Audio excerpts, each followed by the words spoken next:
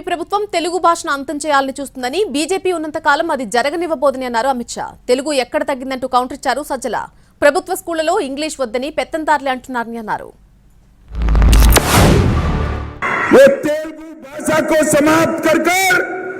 Primary education में अंग्रेजी लाना चाहती है। जगन बाबू कान खोलकर सुन लो, जब तक भारतीय जनता पार्टी है हम तेलुगु भाषा को समाप्त नहीं होने देंगे। నోటికొచ్చింది ఆయన మాట్లాడుతున్నాడు. తెలుగు భాషకు సంబంధించి వీళ్ళు ఉద్ధరించేది లేదు, మేము తగ్గించింది లేదు, జగన్మోహన్ రెడ్డి గారు తగ్గించింది లేదు.